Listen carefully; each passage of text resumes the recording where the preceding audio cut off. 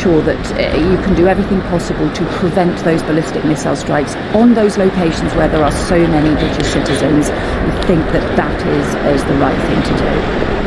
Let's bring Ben back in. Ben, I'm curious to know what you made there of Yvette Cooper, what your assessment is of what she was saying.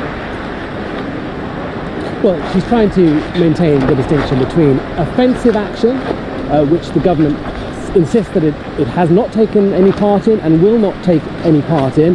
In other words, military action aimed at destroying the regime in Tehran, and defensive action to maintain the security of British interests and British citizens. But of course, there is a risk here potentially of a mission creep that actually once approval has been given for the US to use these two bases to attack some Iranian sites, does this inevitably perhaps open the door to further action later on. Now, the government insists that is not the case, and it has produced legal justifications for the position that it currently has. But this is one of many considerations now that is gripping Whitehall. There is where this militarily goes. There is protecting the security of British citizens in the region, and there is certainly a lot of talk about potential evacuation plans for all those people who are currently stranded, some of whom are sheltering in place in the Gulf area. Concerns too, inevitably, about the potential economic fallout from this crisis. It's likely, not inevitable, that we'll get some statement from the government in the House of Commons later. And as I said, Normia, we're likely to hear a really broad range of political opinion about this. We've already heard, for instance, the Green Party call this an unprovoked illegal attack from America and Israel. It's totally opposed to what is happening. The Liberal Democrats saying there needs to be a vote in Parliament to allow the US to use these British bases. On the other hand, you've got the Conservatives and Reform UK who've argued that the UK should have been in there right at the beginning as part of this US-Israeli action. So this is absolutely a live and divisive issue in politics this morning. Good to talk to you, Ben. Thank you. That's our political correspondent, Ben Wright.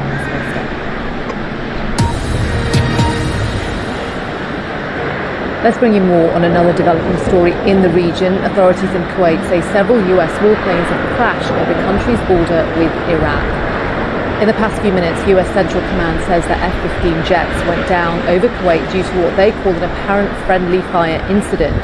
Here's more of that Central Command statement. 3 US F-15E Strike Eagles flying in support of Operation Epic Fury went down over Kuwait due to an apparent friendly fire incident during active combat that included attacks from Iranian aircraft, ballistic missiles and drones. The US Air Force fighter jets were mistakenly shot down by Kuwaiti air defences. All 6 aircrew ejected safely, have been safely recovered and are in stable condition. Kuwait has acknowledged this incident. It goes on to say in the statement that I'm reading to you, we are grateful for the efforts of the Kuwaiti Defence Forces and their support in this ongoing operation. The cause of the incident is under investigation. Let's show you that footage that has been shared on social media, which appears to show that fighter jet crashing to the ground. BBC Verify has confirmed the location of this video, said to show an F-15 crashing near Kuwait City. It was filmed from the west of Kuwait City on the edge of the Al Jarrah area, and that video has been checked for recency and run through 2 AI video detection tools. Now, meanwhile, Israel is carrying out an air assault against the Iran-backed militia group Hezbollah in Lebanon in retaliation to earlier strikes targeting northern Israel. We've seen images of huge plumes of smoke rising following a blast in southern Beirut. 31 people have reportedly been killed, and Israel says it has precisely struck a senior Hezbollah member in Beirut. This comes after the militia group fired missiles at Israel to avenge the killing of Iran's supreme leader. In Lebanon, authorities have ordered the arrest of people who launched the rockets and their instigators. Israeli forces have issued evacuation orders for more than 50 towns and villages across Lebanon. My colleague Lina Sinjab is following developments from Beirut. Well, perhaps you can hear the sound of the drones roving over Beirut, and possibly one of them hit the target just a short while ago. This is a situation that is really causing a lot of anger among many Lebanese, but I have to say it's mainly among the community surrounding Hezbollah, because their areas, their homes, their towns are again target of these attacks in response to Hezbollah's retaliation for the killing of Iran's supreme leader Khamenei. Now they fled their areas again with nowhere to go but heading back to school shelters or in the streets until they figure out where to stay. They don't know how long this is going to take. The government is really pressing to de-escalate and to condemn Hezbollah, condemn the actions that are taken. The president issued a statement saying that what happened basically crippled all the efforts of negotiations and talks that were taking place over the past month. Many people feel that Hezbollah has committed a treason, that they dragged the country and the people into an unnecessary war, especially that it's 18 months ago the country has paid a high price. The remnants of the war 18 months ago are still there. The towns and cities that are destroyed haven't been rebuilt, and now they are under attack again. The worry is that Israel is adamant this time that it's going to attack fiercely. They've already announced that they've killed a high official in Hezbollah. We believe it is a parliamentarian, Mohammed Raad, but they also put the leader of Hezbollah, Naim Qasem, as a target. So they're going this time like full-fledged to eliminate Hezbollah. And the government, the people, they've been saying it out loud over and over again that Hezbollah should turn to be a political party and disarm, and the government should be represented by its own official army only that will guard the country. But now we've entered a phase that it's hard to tell where we're going, what's going to happen tomorrow. We know that the war on Iran is going to last for 4 to 5 weeks. That's according to the US President Donald Trump. But we're not sure how Lebanon is going to be dragged into this. It is believed that that was a one-time attack by Hezbollah, but the retaliation, the reaction from the Israeli could take longer. Earlier last week, the Israelis said if Hezbollah got involved in this war, they will respond fiercely, and probably they would also hit the Lebanese airport. This is a country that is crippled with its economy even before the war, and now 18 months ago it was further damaged with the war, and now there are real concerns and worries on where to head next and what's going to happen in this volatile situation. With me now is Hesham Shoish, who works on the Middle East desk for BBC Monitoring. Good to have you with us. Why has Hezbollah got involved? So Hezbollah intervened last night with a salvo of rockets and drones aimed at what they said were military targets just south of Haifa in Israel in response to the assassination of Ali Khamenei, and they also accused Israel of frequent ceasefire violations since November 2024. The group has said that Israel's continued attacks and the assassination of its leaders give it the right to defend itself and to respond at the appropriate time and place. There was this perception in Lebanon that Hezbollah would not intervene in the current round of conflict between the US, Israel and Iran. There was a sense that it would be gearing up for the parliamentary election scheduled for May in Lebanon. So it was focusing on its social welfare programs, reconstruction, and moving in a more political direction. But the group did nevertheless launch those attacks. So there's been a lot of disappointment, a sense of a lot of work has been undone by the Lebanese government. So we've seen some quite strong reaction from them. We know that the head of Hezbollah's parliamentary group, Mohammed Raad, has been killed, and Israel's defense minister Israel Katz has said that Naim Qasem, the head of Hezbollah, is also now marked for elimination.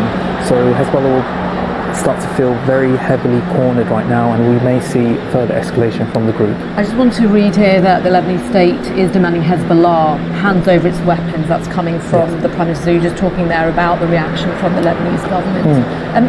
What about Iran's other allied groups, other proxies in the region? Give me a sense of how they're reacting to the Ayatollah's assassination and the whole conflict. Sure. So the other groups around the region include Yemen's Houthis. We've got numerous Palestinian factions like Hamas and the Palestinian Islamic Jihad, and we've got numerous Iraqi groups. So Yemen's Houthis, who were very active in the attacks against Israel and Red Sea shipping after October 2023, have vowed solidarity with Iran. They released numerous strong statements since Saturday. However, they've stopped short of calling for a reduction in those attacks on maritime interests. The Houthis, like Hezbollah, have been significantly downgraded militarily since those Israeli strikes over the course of 18 months. So they've been calling for things like million-man marches across Sana'a and other provinces, but no clues as to any intervention as of yet.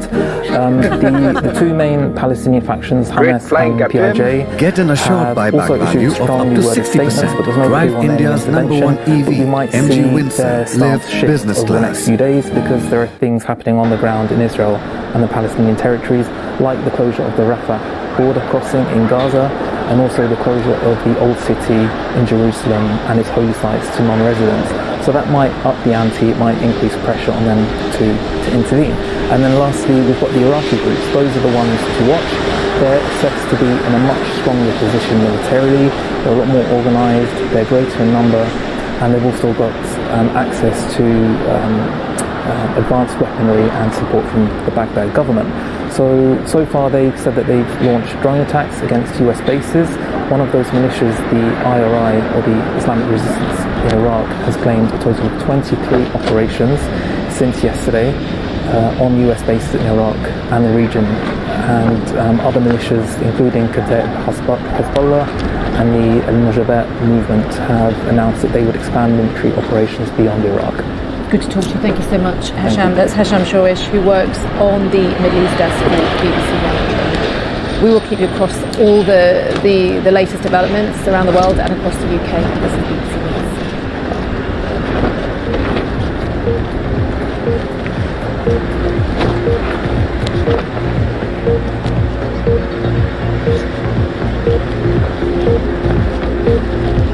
Israel is carrying out an air assault against the Iran-backed militia group Hezbollah in Lebanon in retaliation to earlier strikes targeting northern Israel. In the last hour, there have been huge plumes of smoke rising following a blast in southern Beirut. The Israel Defense Forces says it has precisely struck a senior Hezbollah member in Beirut. This comes after the militia group fired missiles at Israel to avenge the killing of Iran's supreme leader. In Lebanon, authorities have ordered the arrest of people who launched the rockets and their instigators. Israeli forces have issued evacuation orders for more than 50 towns and villages across Lebanon. Lines of traffic have formed in Beirut as people have been attempting to leave the city since the early hours of this morning.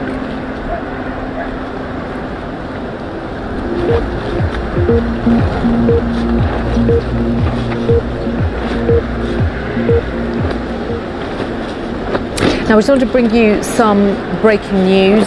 This is coming from the Cyprus government. It says 2 unmanned drones heading towards UK's Akrotiri airbase in Cyprus were intercepted. That's just coming in from the Cyprus government. Now, this growing regional conflict has entered its third day, with all sides launching large-scale airstrikes. Iran's ambassador to the International Atomic Energy Agency says the Natanz nuclear site was hit on Sunday. Meanwhile, we've seen reports of blasts in other parts of the Middle East, including Kuwait, Abu Dhabi, Bahrain, Doha and Dubai. Sirens and explosions have also been heard in Jerusalem. This comes a day after Iranian missiles struck the Israeli city of Beit Shemesh, killing at least 9 people. And speaking later on Sunday, the US President Donald Trump said combat operations against Iran would continue until all our objectives were achieved. He warned there would likely be more American casualties after the Pentagon confirmed that 3 US service members had been killed in action.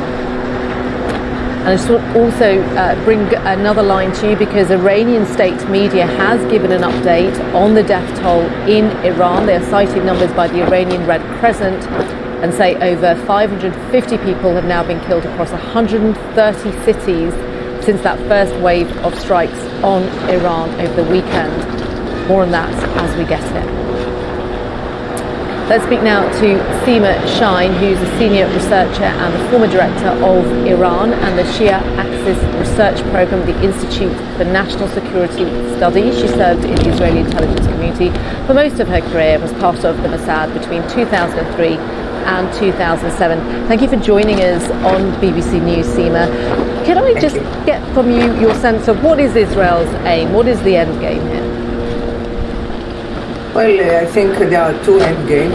One is might be dependent on Israel and the US, and that is to make sure that we don't have Iran doesn't have a nuclear program and doesn't have a breakout capability on the nuclear issue. And the other one is the ballistic missiles, which are, as we see now in the war, quite harmful, killing people everywhere in Israel, in the south, in the north, and in Tel Aviv as well.